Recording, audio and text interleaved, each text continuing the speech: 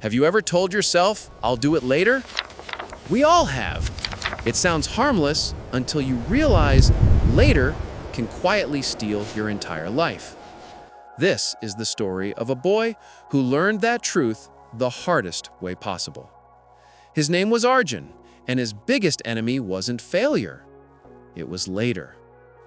Arjun lived in a small town filled with green fields and long, lazy afternoons. He was smart, kind, and full of dreams. Everyone said he'd do great things one day. And maybe he would have, if one day hadn't become his favorite excuse.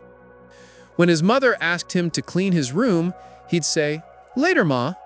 When his father told him to study for exams, he'd nod and reply, "I'll start tomorrow." And when his friends invited him to join football practice, he'd smile and say, "Maybe next week." Days passed, weeks turned into months, and while his friends learned, played, and improved, Arjun stayed exactly where he was, waiting for the perfect time. His mother would sigh, "Arjun, time waits for no one." But Arjun would just grin, "Relax, Ma, I have my whole life ahead of me." Then came his final exams. His classmates studied for weeks. Arjun started 2 nights before.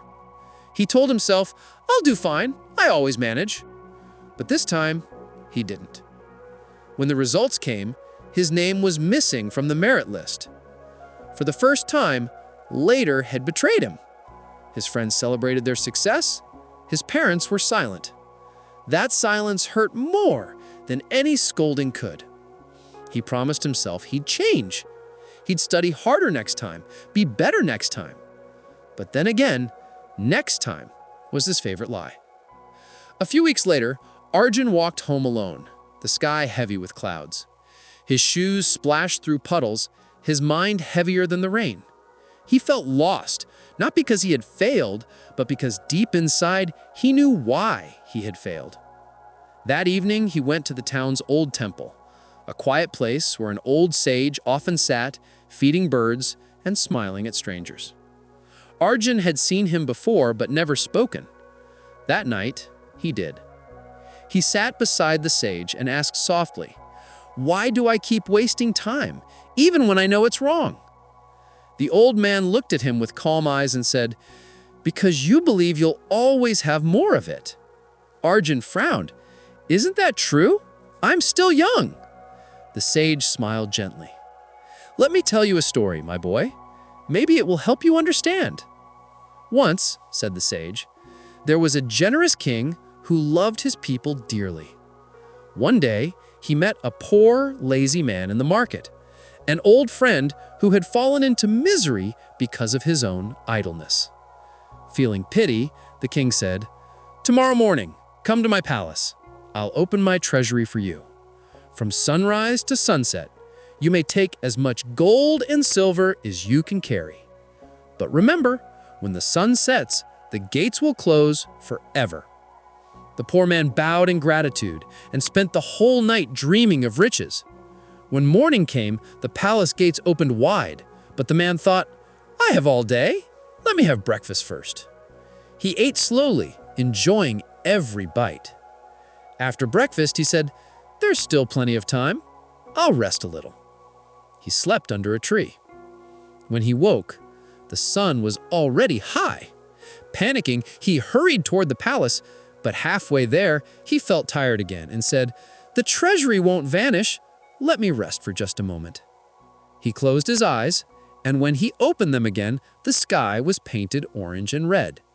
He ran with all his strength, heart pounding, but by the time he reached the gates, they were closing. He cried, begged, pleaded, but it was too late. The treasure was gone.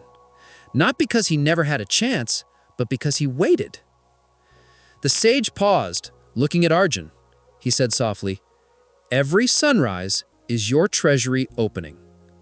Every sunset, it closes a little more. The question is, will you keep sleeping under the tree?"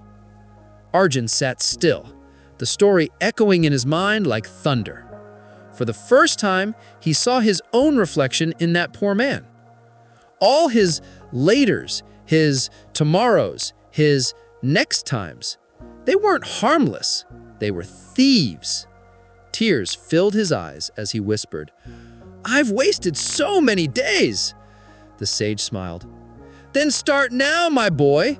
The treasury opens again tomorrow morning, but this time, don't wait until sunset."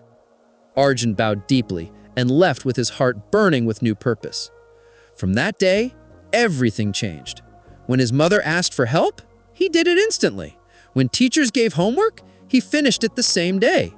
He started waking up early, studying harder, and even helping others too. His friends were surprised. "Arjun, what happened to you?" they asked. He just smiled and said, "The sun is already moving across the sky. I don't want to waste my day sleeping." Months passed. His grades improved. He joined sports, volunteered at school, even started painting again, something he'd always postponed. For the first time in his life, he felt alive, not waiting for someday, but living today. Years later, Arjun became a successful young man, not because he was the smartest, but because he finally understood the value of a single day. Whenever someone told him, "I'll do it later," he would smile and share the story of the king's treasury just as the sage once shared it with him. And he'd end by saying, "Time doesn't announce its passing. It just slips quietly through your fingers." Don't wait for the perfect moment. The perfect moment is now. We all have a treasury, every morning filled with gold called time. Some spend it wisely, some waste it, thinking they have more. But one day, the sun will set, and when it does, no wealth, no regret, no wish will buy back a single minute. So if you're watching this right now, ask yourself, what are you postponing? What dream, what call, what change have you been pushing to later? Because later is a lie time tells to keep you comfortable. And comfort kills greatness. Don't wait for tomorrow to do what your heart whispers today. The gates are still open. The sun is still shining. Your treasury is waiting, but not forever. Start now, because the second best time is this very moment.